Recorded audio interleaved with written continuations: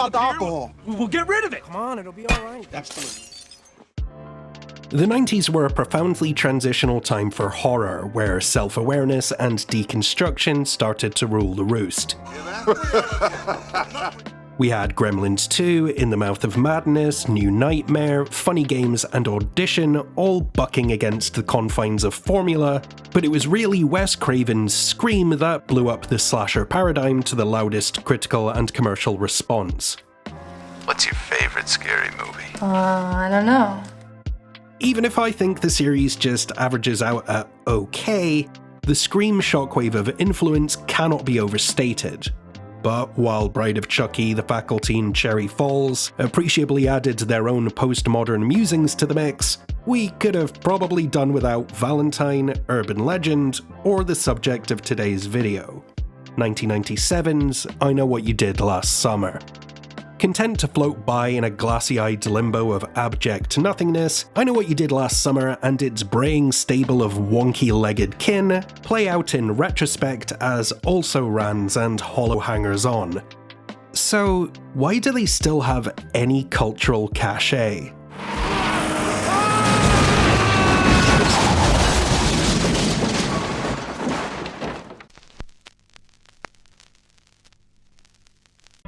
One year after covering up an act of carelessness that left a stranger for dead, 4 teenagers find themselves stalked by a hook-wielding maniac with an eye for revenge.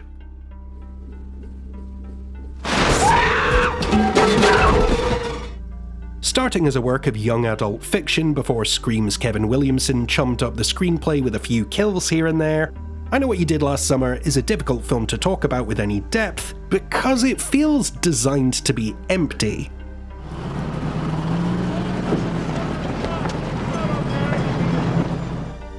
For as boilerplate and written for teens as Lois Duncan's source material is, it does demonstrate an appreciable dedication to conveying how different high school archetypes would process a crushing amount of guilt, and how restorative justice can only come through open accountability. Curiously, this timid R-rated adaptation doesn't flesh things out for its adult audience, instead opting for a sloppy scouring pad approach where the meaning gets scrubbed away, but the burnt cheese and flab are left smeared on the well-worn pan.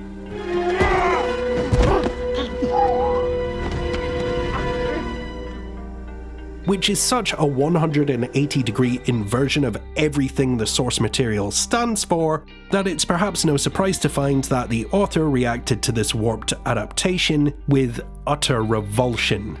Duncan said she was appalled that her story was turned into a slasher movie, because her own daughter, Kate, was murdered in 1989 at the age of 18. Visually, it lacks any stylistic distinction to elevate the overall blurg of it all, whilst also falling short of any sense of gritty immersion, and because its seaside setting fails to capture any atmosphere or environmental allure, the whole thing feels like a plastic fugue. None of this is helped by the fact that the kills, which let's face it are the bread and butter of the slasher genre, are here prudish and utterly bereft of visceral edge. A problem so obvious that the studio demanded reshoots to add and accentuate the only 2 somewhat compelling moments of nastiness in this whole 101-minute drought. Now, while throwing a few more bodies into the mix certainly made the boring sprawl of characters looking mildly confused just a touch more palatable, it starts a narrative inconsistency that will go on to infect every entry in this franchise. By which I mean, the killer who is driven to put down all of those who have wronged him predominantly murders people he has no qualm with whatsoever. Out for vengeance against a specific core group of teens who Matthew Brodericked him and bailed on the crime scene, the killer dedicates far more of his time to ending random bystanders than acting out the entire premise of this series. And let me give you some advice. When you leave a man for dead, make sure he's really dead. Well, he does do other stuff, by which I mean he teleports corpses a couple of times, even though it makes not one lick of sense. 12 seconds later. How did this happen? That's a very good question. This 50-something fisherman called Bill has one skill: tensionless, nonsensical time wasting. Though Captain Procrastination's hook-wielding gimmick is the through line of this franchise, even that is tepidly reheated from the age-old Lover's Lane urban legend. Yeah, I've heard this story before, except the way I heard it, it wasn't a fisherman, it was an escaped mental patient who had a hook for a hand. And there have been nastier, more engaging versions of that myth going back to Scream Bloody Murder, Bloodhook, and The Mutilator, and that's before we get to its ubiquitous association with one of the most viscerally intelligent and politically potent gothic horrors ever conceived, which came out only a few years before this. Come with me and be immortal. Wanna know how little I Know What You Did Last Summer stands out? It's neither the most enjoyable movie from 1997 to feature a hook-happy antagonist, nor can it stake a claim as the best Sarah Michelle Gellar slasher released that year. Hello? Speaking of the one and only Buffy Summers, she does a lot with a little here, and her pairing with Ryan Philippe's Jock Jams douche feels like a test run for what would become the seductive sleaze of Cruel Intentions. Freddie Prinze Jr. as Ray and Jennifer Love Hewitt as Julie, on the other hand, well, and this is no shade on the actors because this comes down to a failure of direction at the end of the day, but Prinze Jr. is stuck in the Joey Tribbiani school of fart acting here. You are not gonna throw this on me. Come on, guys, please don't do this. This isn't getting us anywhere.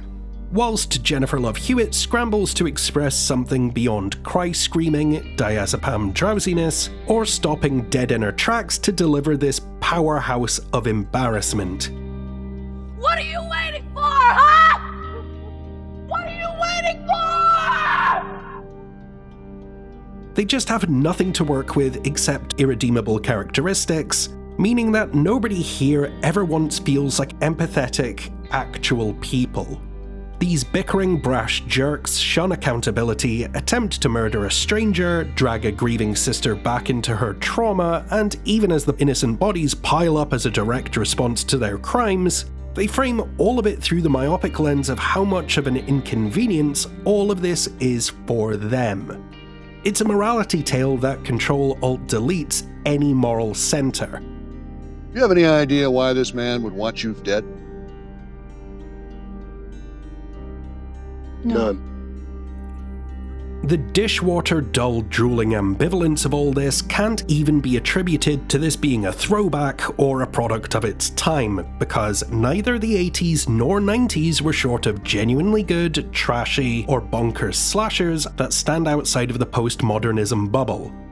As someone who watched I Know What You Did Last Summer at least 10 times as a teenager, and long before I became jaded by mortgage payments and right-wing grifters, there is no prescription of rose-tinted glasses strong enough to offset just how line-mouth emoji this is.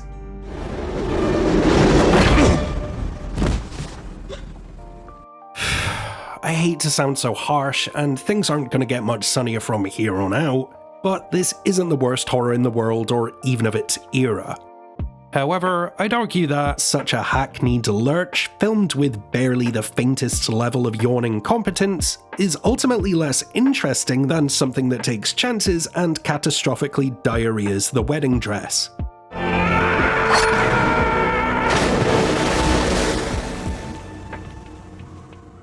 Any foothold I Know What You Did Last Summer has in 90s nostalgia is most likely from folks not unlike me, who saw this as an entry-level piece of bad man offs supermodels corporate gruel. Either that or they're conflating this humorless chore with how wonderfully Scary Movie kicked the ever-loving crap out of it.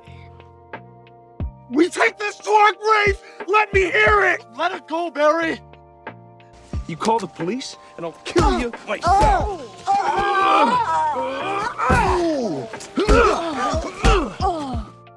With a scorching hot cast, a soundtrack that may as well have come with a flannel shirt, and advertisements so misleading that Columbia Pictures got taken to court and lost over them, not even some negative reviews from killjoys like me could stop this from riding the post-Scream wave all the way to the bank. Making back 10 times its budget before you even factor in rentals and home video sales, a sequel to this was all but assured. Except for one teeny tiny problem. The last thing we see before cutting to credits is Jennifer Love Hewitt presumably getting a hook through the face. Oh dear. Bummer. The solution to this open and shut end? F you, nerd, that's the solution.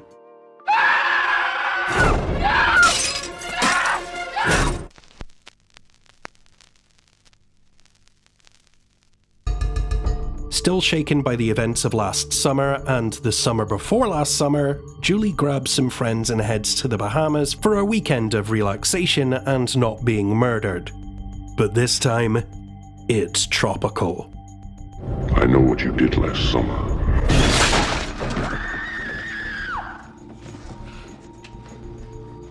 As far as bad omens go, there aren't many that bode as grimly as the very title of your 8-figure studio feature being literally incorrect. But such is the case with I Still Know What You Did Last Summer. Let me just fix that. And there's a more accurate title. Retconning the last movie's ending with an "it was all just a dream" cop-out, this time the killer sets up a fake radio contest to trick our geographically illiterate leads into a Bahamian vacation. All you have to do to win is tell me the capital of Brazil. Okay, Brazil, the capital of Brazil. Rio. Rio de Janeiro. Wrong, wrong, wrong, wrong. Wrong, wrong, wrong, wrong. Yes. You just won Magic 96.7. Now, some of you Poindexter highfalutin college dorks out there might be asking, how does orchestrating a Fugazi giveaway to send them across state lines and into the Lucayan archipelago in any way facilitate Ben the Fisherman's plan to off these Abercrombie & Fitch mannequins? You've got some attitude, mister. What should he do? Just put them down where they live? Oh god, yeah, that is a much better idea. This entire setup is profoundly f***ing stupid. Oh well. Outside of its convoluted location shift, which matters for nothing considering how much of this was shot on interior sound stages, it's business as usual, but with a bloodier body count and some fresh faces. And I've gotta say, it's nice to see character actors like John Hawkes, Bill Cobbs, Mark Boone Jr., and Jeffrey Combs re-upping their SAG-AFTRA insurance and making a couple of grand here without phoning it in. Bless them all, they didn't save a damn thing about this, but the poison went down just a touch smoother for having them here. All we can do now is batten down and ride it out. The new cast aren't all sunshines and stabbings though, what with Jack Black doing a Jack Blaccent, a criminally underused Mekhi Phifer, and the aforementioned Bill Cobbs trying his best to defy this gross use of the magical minority trope and play a convincing red herring, which isn't convincing for 1 second because, well, it would mean this indestructible athletic mass murderer is a random hotel porter in his late 60s who coincidentally picked up the same weapon, costume, and targets as the first film. And also, we repeatedly see the killer is capital H white. Can I help you? Moving on, at least I Still Know's dramatically increased levels of violence offset some of the hermetically sealed sterility of the first go-around with a meaner emphasis on knocking off these disposable heroes. Which I appreciate as a scumbag for gratuitous slop, but this also amplifies the series' vengeful killer who almost never kills those who wronged him fallacy far past to the point of peaking.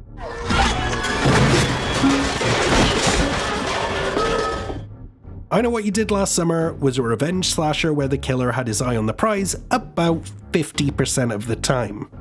Now, they've got a big ol' goose egg to show for their efforts. Nobody involved with the inciting incident of this series is murdered or even targeted in any concerted way.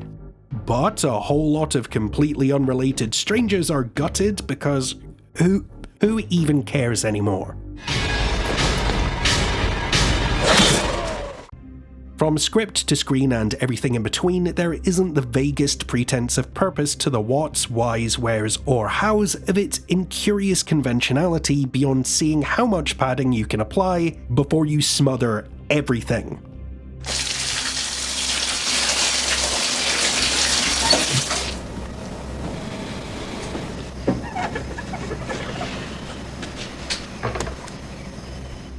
A big way they try to fluff out the dizzying amount of filler here is that Ray and Julie are kept apart until the finale, which leaves Julie without a relational or emotional arc to build on, but hey, at least Hewitt gets to redo her humiliating cringe fest.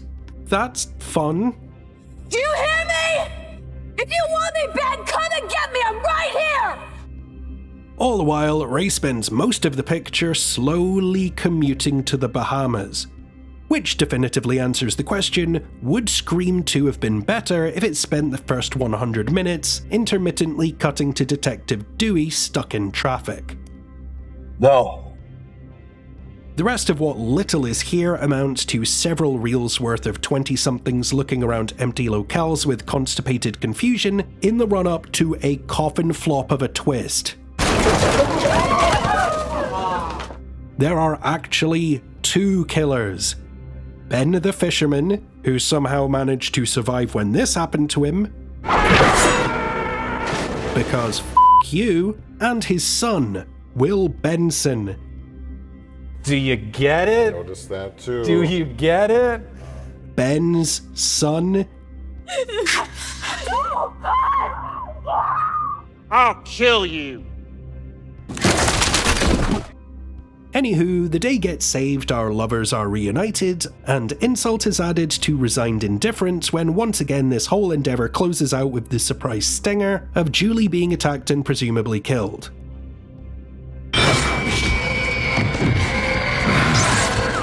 An ending so shite, they have now used it twice. It was an accident. Costing more to produce and earning less than its predecessor whilst being all but disowned by everyone who brought the franchise into existence, I Still Know made a profit but could no longer hide from diminishing returns, critical lambasting, and no dedicated cult to clamour for more. That being said, this is an industry that runs on regurgitation where intellectual property consumes originality. So backwards and downwards we go to straight to DVD land. Dude, what is your problem?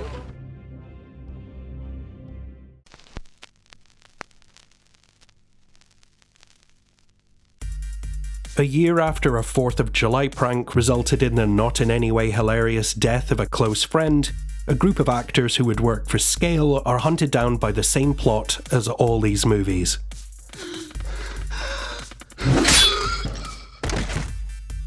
Coming slap bang in the middle of this series' almost vertical dramatic slope, I'll Always Know What You Did Last Summer never stood a chance. With a budget that wouldn't have covered the tank top spending on the last 2 entries, a fired director, and a hastily hired replacement who had just 2 weeks to coordinate, location scout, prep, and cast the entire film, this was always destined to be straight to DVD artless grog. Holy shit. While the narrative blueprint goes essentially unchanged from what you'll already expect, this does take a few swings. Sure, they miss so catastrophically that their flailing attempts could reasonably be considered an act of war against intelligence, but Pobody's Nerfect? This time, the titular thing the teens did last summer is, and I'm deadly serious, orchestrate a practical joke at a county fair that led to their friend ollieing off a building and accidentally impaling himself on a tractor.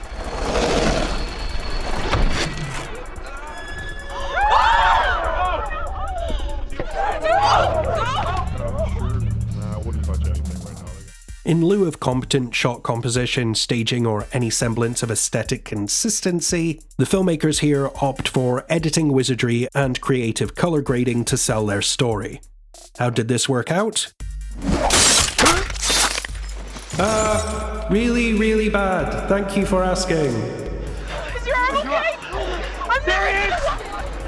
Push! Get out! The frame-fucked editing is closer to watching a bug zapper kissing a strobe light than the art of stitching shots together.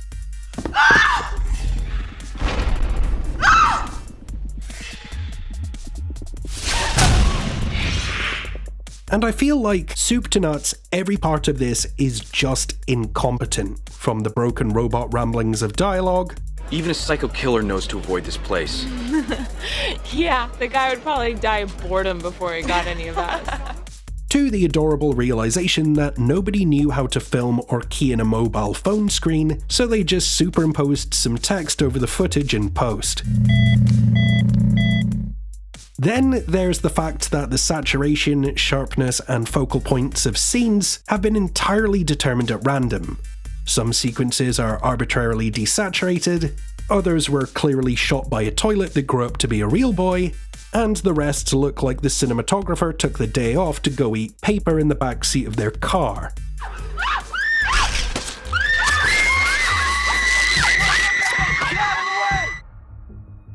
All of this would indicate that this is some unofficial, in-name only cash-in afterbirth squeezed out on a whim, but I'll Always Know goes to great lengths not only to confirm that it's a canonical continuation, but a truly deranged evolution of what came before. I know what you did last summer. What? You see, the killer this time is a spooky ghost. Or, I should say, the demonically resurrected vengeful spirit of Ben the Fisherman from those first two movies. It's the guy from 10 years ago who killed all those kids. Amber, that was not a guy. It's a legend. It's become true. I can't believe this. They did it, lads. They jumped the shark and landed on a zombified apparition wandering the continental United States, scrambling the front guts of anyone who he deems a sufficient level of jerk. Is this ending earned? No. Is it good? Also, no. Did it make me laugh until my ribs hurt? That is correct.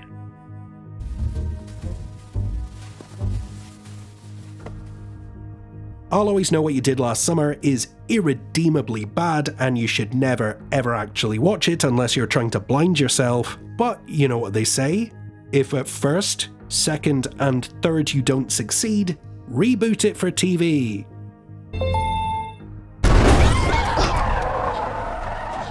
I'm not worried about it! I'm not worried about any of this!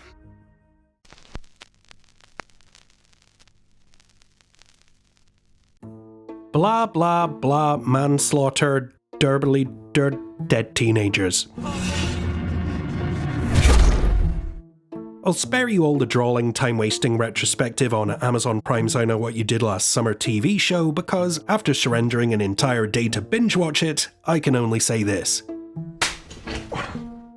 If you take that movie and play it at 0.25 speed, you too can see what happens when that premise, dearth of plot, and the impressively unlikable happenings of some poorly defined leads are diluted down until they fill up over 7 hours of streaming space. Listen, we need to make things right before someone gets hurt. You think it's not gonna hurt in jail? Hello, non-consensual sex? Dead horse beaten, point belaboured, and ground very much run into, there's nothing to relate to, engage with, or find within its protracted retelling of a copy of a derivative, unoriginal work. You are deeply mentally ill. I know what you do with those razor blades. Whatever. It's better than moping around all day. Shockingly, I Know What You Amazon's Last Prime wasn't really liked by many people, and even fewer folks gave enough of a rat's ass to watch it. So Jeff Bezos quickly pulled the plug, which thankfully spared the writers from being forced to gouge out another 8 episodes from this desiccated husk of an idea. I did not need that visual. Whoa, wait 1 dang second there. Are you telling me that we got us here a strip-mined slab of succulent content? Okay, go get me the worst horror studio in the world and tell them to bring as much meme poison as they can, cause we're gonna make us a legacy sequel. Is this a joke or something? I don't get it.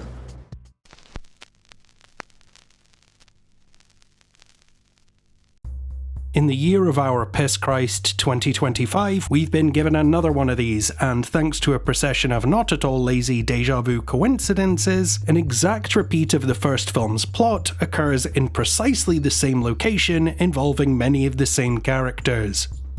This isn't the first time there's been violence like this in Southport, and you know it.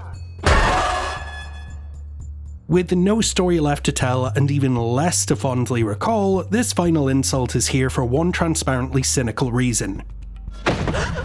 No!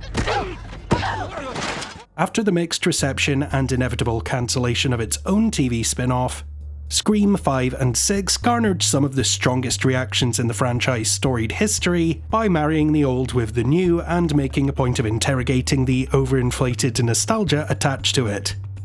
And it was like super 90s. It was like really overlit and everyone had weird hair.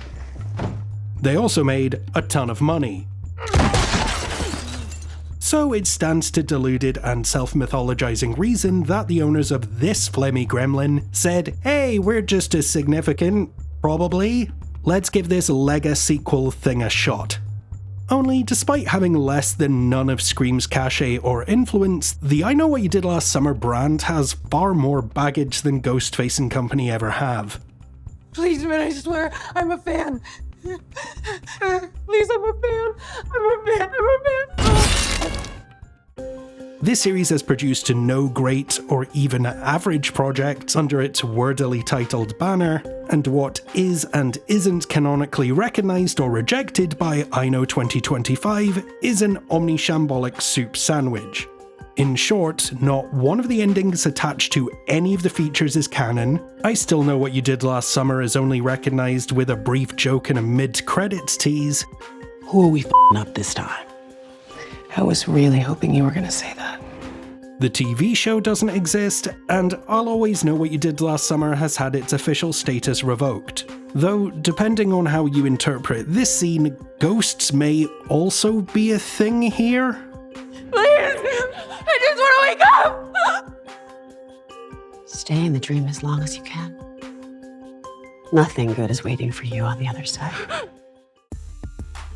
Aside from its tapestry of canonical contradictions and being shackled to the conventions and constraints of the franchise at large, I Know 2025 doesn't make the worst first impression when weighed against the 4 heaps of dreck I've already discussed.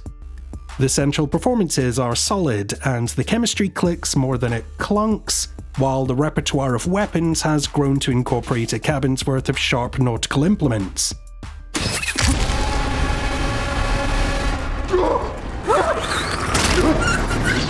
All of which is backed by a solid pop rock playlist for a soundtrack, which may seem like the faintest of praise, but come on, I really don't want to just be a downpour of shit all the time about this.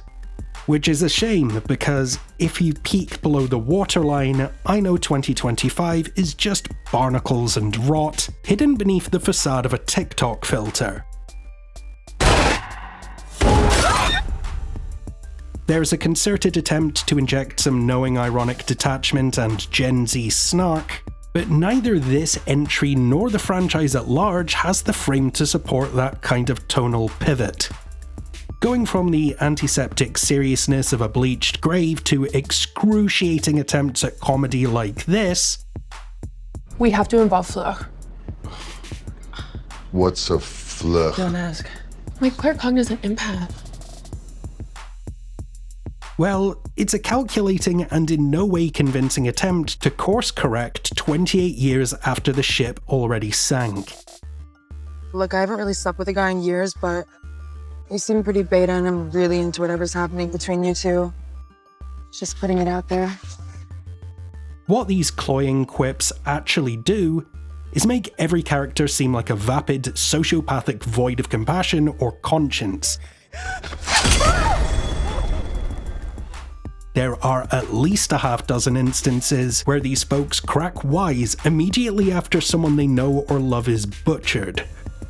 You know that meme that's like, someone you love dies, but you still do your skincare routine? I know the answer is yes. Which is a one-way ticket to making all these characters appear truly reprehensible. Does it make me a widow? You're like a hot widow. Obviously, the hot part is implied. These suey-eyed attempts at intelligent banter don't even extend to the plotting. Early on, our heroine gets an uncontaminated blood sample of the culprit, and does not once consider that this might be helpful in identifying them. What does DNA stand for?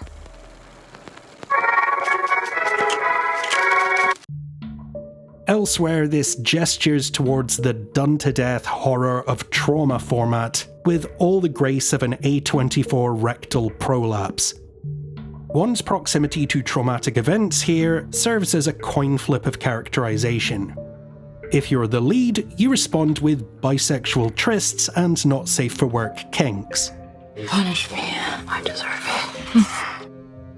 If you're, say, a grey fox of a legacy character, 3-decade-old trauma flicks the moral switch from good to evil like you're a cursed Krusty the Clown doll. Oh yeah, surprise, Ray has arbitrarily decided to slaughter folks now. For reasons.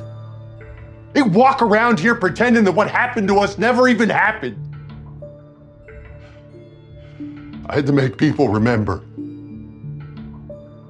These ass-backwards attempts to shake things up, the false sense of smart, and all this cannibalistic glibness falls away in the closing moments to try and make room for some dumped-out and deeply unearned meta-ponderings on the nature of remakes and reboots. Because, hey, if we drop in a few sentences from a completely unrelated screenplay, people might think we're clever. So here we are. It's 1997 all over again.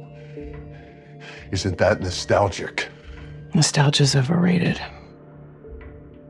So what's the big fucking deal? What the fuck are we doing out here? I asked you, what in the fuck are we doing here? Hell, I don't know. Every other criticism I could level at this would just be picking over the same problems all of these movies have.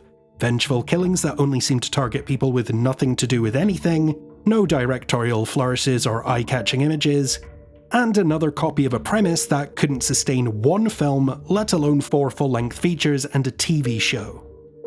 I Know What You Did Last Summer, The New Class, is an airbrushed example of settling for less. A 1.5-star buoy in a sea of 1 to 1.5-star snores.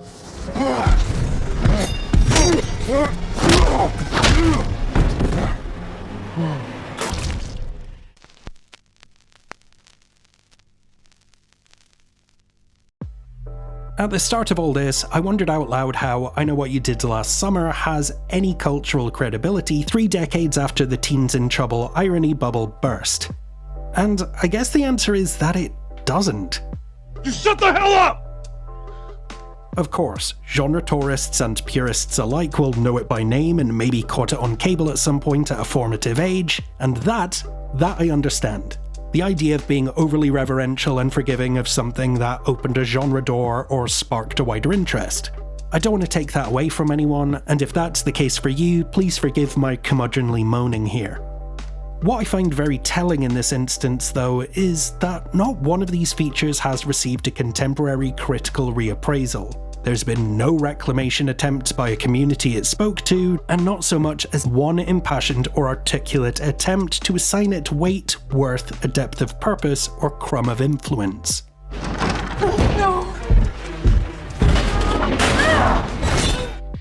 The I Know What You Did Last Summer series is marked by its insistence on only picking the offal from the carcass of the slasher genre without ever once finding the flavoursome meat or moorish sustenance that's ready for the taking. They're not scary, funny, gory, allegorical, intelligent, subversive, camp, or iconic.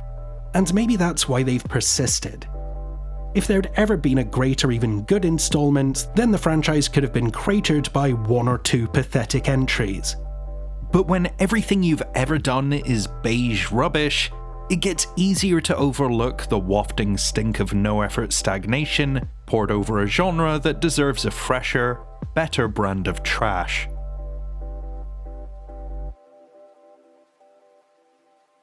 The Piercing Eyes of Freddie Prinze Jr. for our Patreon producers Jennifer C., Claire MD, Becky O, Jennifer Fetish, Reed Stoven, Cece Sings, George Napper, Arden Hughes, John Hughes, Samantha Hughes, Case Hengeveld, Tara O'Connell, and Nicholas Le Revere, and some Sarah Michelle Gellar supremacy for all these amazing folks who support us over on Patreon.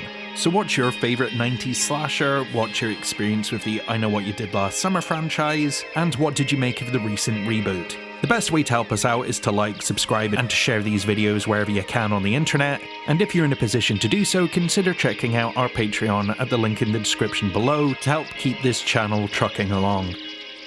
As always, thank you for watching. Until next time, this is In Frame Out.